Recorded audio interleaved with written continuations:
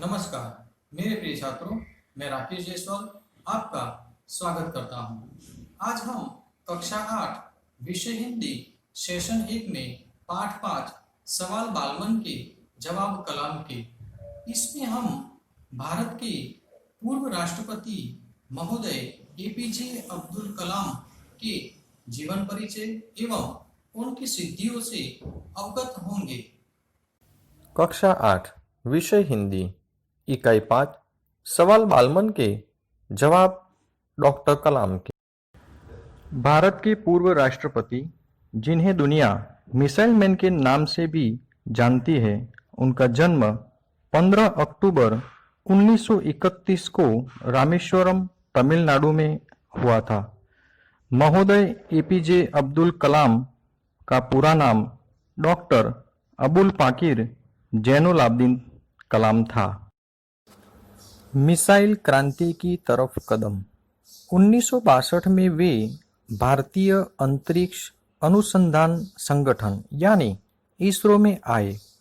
महोदय डॉक्टर अब्दुल कलाम को project director के रूप में भारत का पहला स्वदेशी उपग्रह SLV-3 प्रक्षेपास्त्र यानी मिसाइल बनाने का श्रेय हासिल है।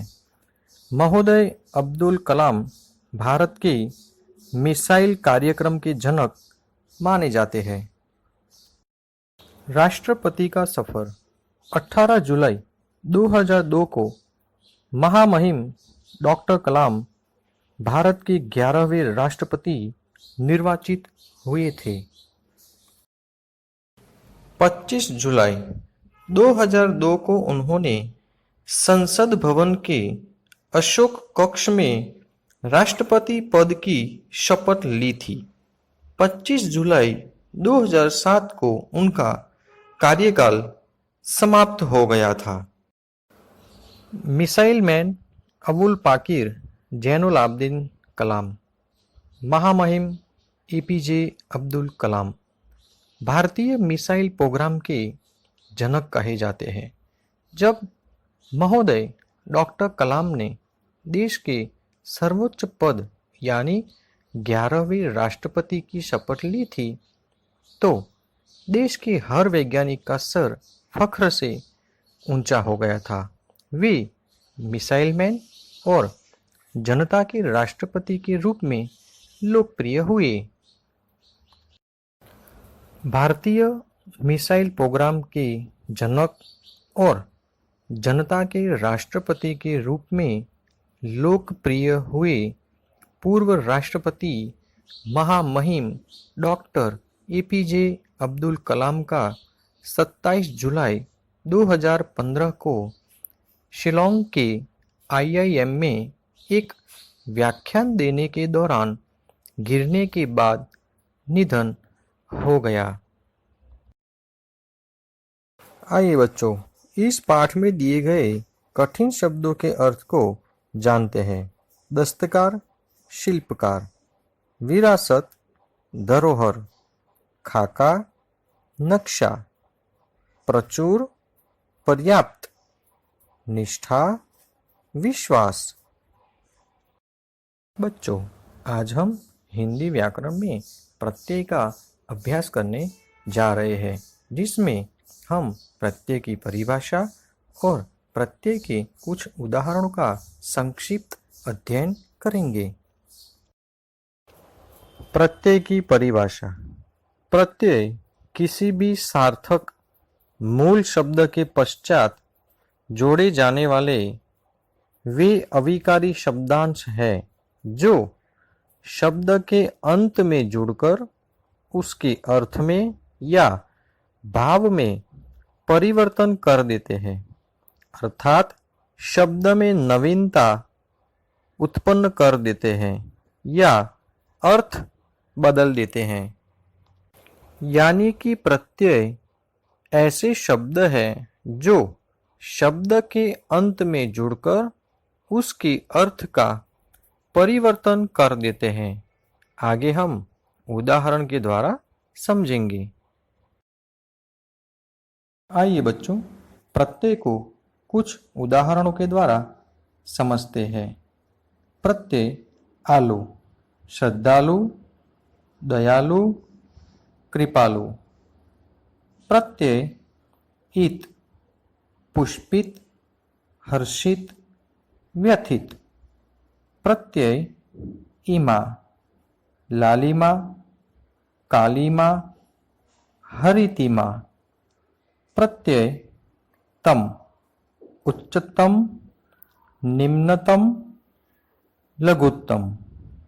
प्रत्यय त्व, गुरुत्व, लघुत्व, महत्व।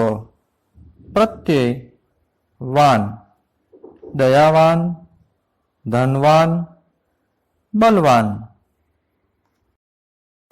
चलिए बच्चों, भाषा के लिए सज्ज हो जाइए। आज हम भाषा सज्जता में व्याकरण में एकवचन और बहुवचन का नियमों के साथ अध्ययन करेंगे। वचन की परिभाषा: संज्ञा के जिस रूप से संख्या का बोध हो उसे वचन कहते हैं। आकारांत पुल्लिंग अंतिम वर्ण आ को एक कर वचन परिवर्तन किया जाता है। ताला, ताले, बेटा, बेटे, तोता, तोते, कमरा, कमरे। अकारांत स्त्रीलिंग शब्दों में अंत में ए जोड़ दिया जाता है। रात, रातें, बहन, बहनें, बात, बातें, आँख, आँखें। आकारांत स्त्रीलिंग शब्दों में ए जोड़ दिया जाता है। लता, लताएं, बाला, बालाएं, भाषा, भाषाएं, सेवा, सेवाएं। इकारांत स्त्रीलिंग शब्दों के अंत में या जोड़कर वचन परिवर्तन। तिथि, तिथियां, लिपि, लिपियां, जाति, जातियां, विधि, विधियां। इकारांत स्त्रीलिंग शब्द दीर्घ ई को ह्रस्व ई करके अंत में या जोड़कर वचन परिवर्तन। सखी, सखियां, चिंटी, चिंटियां, डाली, डालियां, कली, कलियां।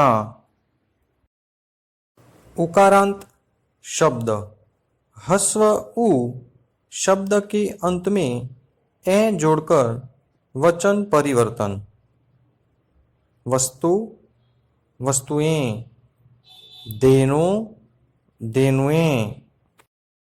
उकारांत शब्द दीर्घ उ वर्ण के अंत में ए जोड़कर वचन परिवर्तन। वधू, वधुएं, जू, जुएं। प्रिय छात्रों, सेशन 1 में आपने भारत के 11वें राष्ट्रपति महोदय डॉक्टर एपीजे अब्दुल कलाम के जीवन चरित्र के बारे में अध्ययन किया। साथ ही व्याकरण में वचन एवं प्रत्यय का भी अध्ययन किया। आप सभी व्याकरण के वचन एवं प्रत्यय को अपनी कॉपी में लिखकर अभ्यास करें। धन्यवाद।